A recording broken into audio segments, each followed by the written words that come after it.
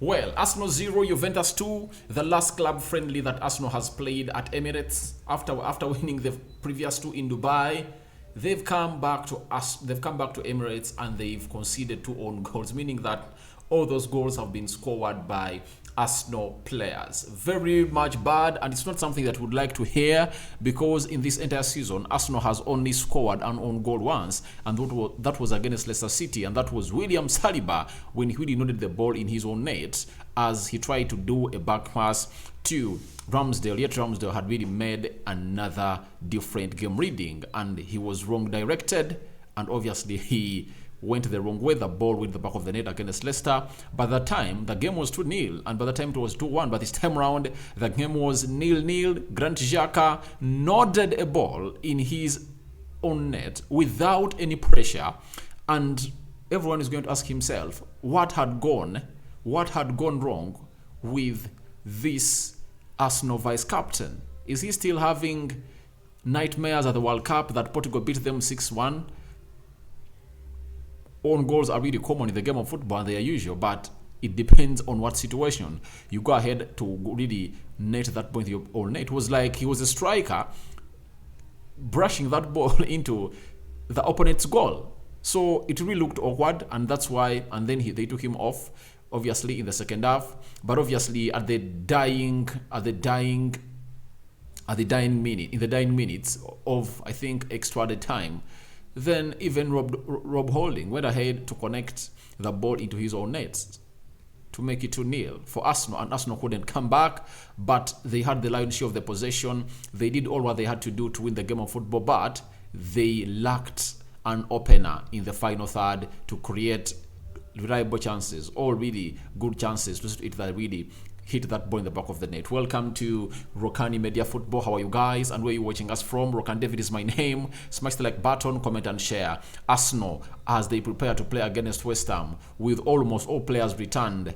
Those that have been out is Zinchenko, Martinelli, Bukayo Saka, and obviously Gabriel Jesus, who is not yet to return until, I think, the end of February. Those are like 2-3 months of him out of action for Arsenal. Today it really looked ugly for the Arsenal side. They lacked that opening bit of it in the final third.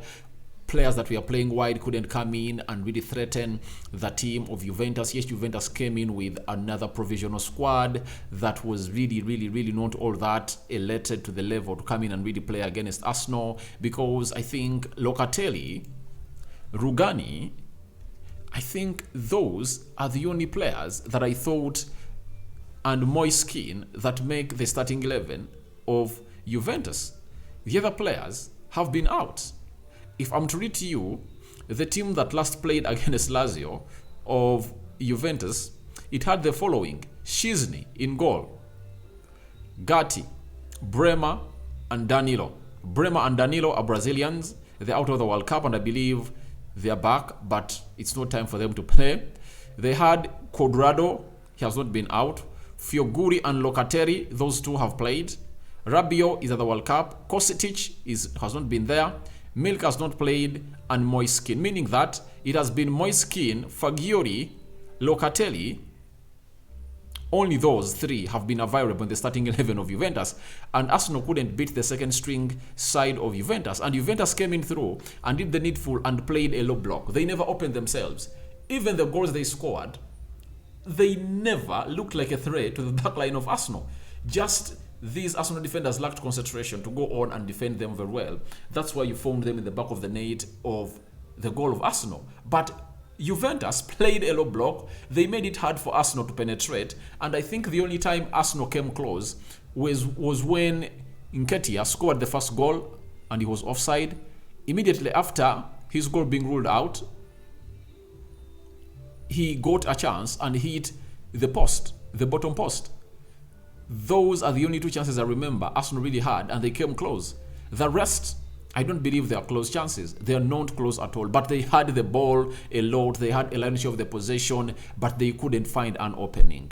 Those line-breaking passes from the central axis area couldn't be found by Arsenal. And that shows you the movement of Nketiah, because each and every time you see to it that players like Odegaard, whose trademark is to go on and do the needful and break and do those line breaking passes into the 18 yards box area of the opponent, and they are not doing them. It shows you that the striker is not making good movement. That's what Nketiah should first improve about his game of play. His movement is not as good as that of Gabriel Jesus. I guarantee you, if Gabriel Jesus was in that game of football, leading the line for Arsenal would have really found goals, because he would have sacrificed himself to come deep, get involved into play, and obviously create space for these others, which is that they really create things.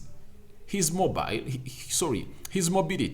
guarantees a player in the names of Odegaard, Thomas Partey, and very many others to craft out certain things. But Nketiah was there waiting for the ball to come in through for him, to see to it that he just does the needful and nets the back of the net. And the only chance he got, the bottom post denied him that chance. His effort was denied by the bottom effort, and obviously deflected off the post and went out. That confirms to you that it is ugly. It is ugly for Arsenal without Gabriel Jesus. However, Martinelli is going to return, Bukayo Saka is going to return, but the movement up front is really crucial, because that movement brings these other players into play. That's what Nketiah didn't do. Most of the times, he tried to come on and receive the ball outside the 18 yards box area. He went in for negative passes. But look at Gabriel Jesus. Every time he comes out of the 18 yards box area of the opponent, he receives that ball on a half turn, or sometimes he receives it and commits himself, or turns and faces the defenders, or does a hold-up play to see to it that the numbers do come out in plenty of Arsenal to go on and put them back in play.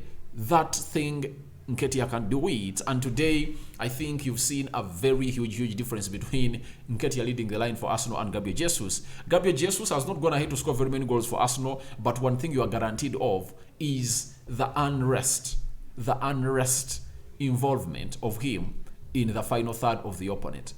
He will keep disturbing those defenders. He will keep knocking on the door. If I can ask you, how many times did Nketiah knock on the door today?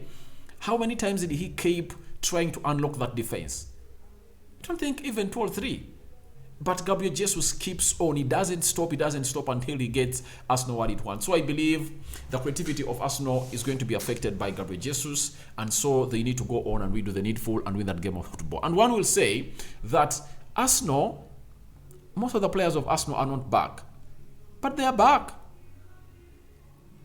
If you can't win a game without Bukayo Saka, Martinelli, and Gabriel Jesus, when you're playing against a second streak Juventus side, who are you going to win? I believe something was wrong today. All the game plan of Mikel Arteta never came to happening, because he almost played the same team against AC Milan. Yet AC Milan, when you look at the Serie A, they are topping. By the way, AC Milan is better than Juventus, and AC Milan fielded a much more better team than Juventus. In the league, Milan is second and Juventus is third. So AC Milan fielded a team against Arsenal that was really great. They had very many first team starters in that game, where they beat Milan by 2-1. I believe the only difference is Milan played an open game and Juventus played a very compact game that was really all about parking the bus and hit Arsenal on the break with the likes of Moise Kean. But I would like to give the central defense of Arsenal of silencing Moise Kean, formerly at Everton, because the manager really of Juventus thought that he could go on and really threaten them, but he couldn't, apart from going on and really do those scaring runs in the midfield, but he was not all that a threat in the final third of Arsenal. But when you look at AC Milan, they had Tomori, they had Tinali, they had Ribic, they had Origi, they had very many good players. Even the likes of Benanka came in through, Ibrahim Diaz came in through. You get almost their lineup came in through to future, and Arsenal beat them by 2-1. But I think Arsenal has found it hard to break a side known as Juventus, because Juventus was playing a low block. They are playing a low block, and obviously they need to work out on that to go on and do the needful. And that's where Gabriel Jesus helps. You remember the game of Wolverhampton Wanderers? Wolverhampton Wanderers were playing a low block, but who broke them apart? It was Gabriel Jesus. That no-look pass that he passed in to Fabio Vieira, and Fabio Vieira laid that ball into the mouth of the goal to find Odegaard, and he tapped it inside, was the pass that brought Arsenal back in action, opened up Wolves, and Arsenal even got the second goal. So Arsenal really needs players to come back, especially Zinchenko, to go on and add on your creativity and do the needful. But there is a very huge blow that has gone ahead to affect Arsenal today. It's the injury of this young man known as Reiss Nelson. Reiss Nelson, this is the best time for him to go on and really convince the manager that I'm really the man to come in and really play for Arsenal. But obviously it has turned ugly. In these games of football that Arsenal was going to play close to 3-4 games before Arsenal signed in another player to come in and really dislodge Reiss Nelson back in the picking order of Arsenal, he wouldn't have gotten an injury. I know Reiss Nelson would have played a part in the game of Arsenal where they're going to play West Ham, where March Martinelli is going to be back and starting for Arsenal, but Reiss Nelson would have played a part, I'm 100% sure. Even in the game of Brighton, he would have played a part. In the game of Newcastle, he would have played a part. But he had 2 exciting games in Dubai, and now he's out with an injury. This is the second time he's being sent down. I think it's the third. He returned and then went back. He returned and then went back. And now this time around, he is back to injury. That is really bad. And for a player like Reiss Nelson, that is a very huge injury blow for Arsenal, him getting injured. And obviously, you wouldn't like this to happen to you in a games like this, because this is where I expect him to come in through. And Arsenal missed him a lot because his creativity is needed. When you look at Arsenal, they never had a player who plays with his right attacking off the left side of the midfield. So that's why they brought in Marquinhos for him, and they were having 2 left-footed players playing on either side, on either flanks of the attacking midfield. Fabio Vieira on the right, and then Marquinhos on the left. Obviously, both are so much good when they are really playing off the right. And you saw Marquinhos, when he shifted off the right, he had some magic to bring in. So let's talk about the own goals. Xhaka did a very bad job according to me. You can't score an own goal like that. It looked like he had forgotten that he was defending for his side, because he had all the time to head the ball where it was coming in from, because he did a full neck stretch to brush that ball into his own net.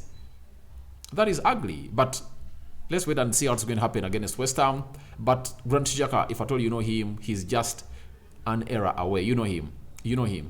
A red card, though this time discipline has improved, not getting very many yellow cards. And when you look at that foul again, that own goal, obviously it's one that you cannot go in and really forgive him for that. That's unforgivable. It's unforgivable. And that's why you're going to see that horrible Xhaka and Rob Holding, those 2 own goals. I believe in the 18 yards box area, there is no way I let a Juventus guy have all that space to go on and really put in that ball to find a cross. If I'm Rob Holding, I have to go on and close him down. He had to close him down. But because he never closed him down and gave him space, that's why he decided to try to defend that ball, and instead he connected his own net. So that is very ugly for Arsenal conceding 2 own goals. When did you last hear Arsenal conceding 2 own goals? It's rare. But obviously that shows you how much Arsenal was frustrated because of failing to go on and penetrate that watertight defense of Juventus. They played a low block and they made it hard for Arsenal to go on and score. But there are positives that I've really seen in this Arsenal side. Let's talk about these 2 young men. The first one is called Dozier Duberry, left-footed too, one of the talents that you should really watch and remember the name. This guy really played very, very well, and he almost sat the defenders of Juventus down every time he approached them. So I believe he is really a very good player, and Mikel Arteta is going to do lots of things for him. He really played a very good game. And the other one that you saw make his debut for Arsenal when Arsenal was beating Brentford by 3-0, that is Nwaneri. This guy, left-footed, you can't even believe that he's 15 years of age, but that's his true age. He is a revelation at Arsenal. Very young, talented player that came on through and almost registered more shots than even Nketiah registered to the goal of to the goal of Juventus. It shows you how threatening this guy is, and these young talents are really ones that you should go on and reckon with, because they are really great, and Mikel Arteta is having them in the right path and obviously managing them the right way. By the way, Nwaneri is one of those that Chelsea want to go ahead and really snatch. After taking Hutchinson, they want to go in and also sign Nwaneri to Chelsea, but I believe he is in right books with Arsenal. He won't leave Arsenal. He's going to be at Arsenal for that long period of time. So let's go to what we call, even Cedric Soares, by the way, came on and did very well. Cedric Soares did very well. He came on and did very well. Thomas Partey played very well. Odegaard did very well, but I believe the cohesion and rhythm and patterns really failed to develop amongst the players he was playing with. And obviously, let's wait and see how Arsenal is going to appear on Sunday, because Xhaka is going to be back, Martinelli is going to be back, and I think Bisichenko will also be back. And let's see how the magic is going to be, because West Ham is really another tricky side to face in this period of time. Now, let's go to the match stats as they really came in through.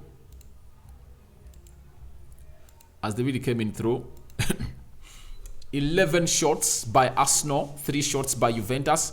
Out of the 19 shots that Arsenal had on the goal of Juventus, only 2 were on target. It shows you that concentration was really lacking for Arsenal. They just needed one extra pass or one moment of magic from Odegaard or any other person to make them do the needful. And that confirms to you what I told you about Nketiah. Why the compactness? The reason as to why Arsenal couldn't find shots on targets, because of the compactness of the defense of Juventus. And how do you really create spaces in that compact defense, a 5-man defense? Your center forward might be good at making runs, and obviously those runs should send defenders the wrong way and really provide space to other people, because you don't play football only when you're having the ball or scoring. Your runs off the ball matter a lot in games of football like this, when you're facing a team that is playing with 5 defenders and making it hard for you to score. That's why they only had 2 shots on target. 75% ball possession by Arsenal. I told you they had a lion's share of possession. 25% by Juventus, but Juventus won the game of football. 774 passes completed by Arsenal. Oh my God, 3 times the number of passes completed by Juventus. Juventus had 276.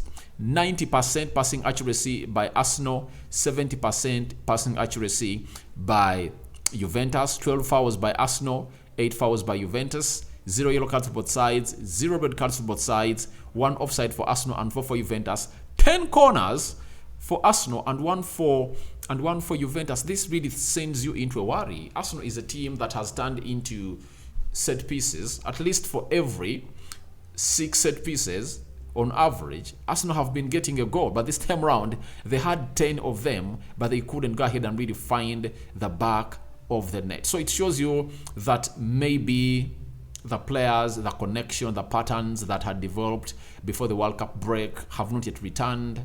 But I believe Arsenal will be back to full rhythm as soon as possible, because games like this, when you're playing a team like Juventus, they are hard because they are really playing to make it hard for you to score. But I think for West Ham will come in, play an open game. They are not going to defend. The West Ham, I know, they're not going to defend.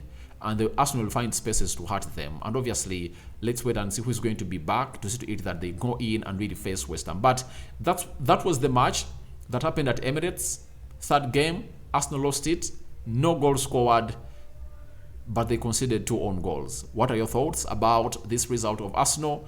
Go in the comment section. Tell me what you think about the 2 horrible own goals that Arsenal have conceded. And why do you think Arsenal couldn't find a goal or a ball go past the goal line of Juventus? Thank you very much for watching in through. Rokani David is my name. Don't forget to subscribe, because we need to hit 9,000 subscribers before the end of this year. That is by 31st December. Continue to subscribe, because we are now left with like 700. Continue subscribing, guys, because I know you guys are really going to make it happen. And I hand you over to the Matlow to protect you abundantly. I think I'll do some player ratings. Should I do some player ratings? All right. Let me figure out myself and see whether I'm in the right mood to do the player ratings of Arsenal. All that and more into the next video. I'm out, but obviously your reactions are welcome, and may the Lord protect you abundantly. Bye-bye.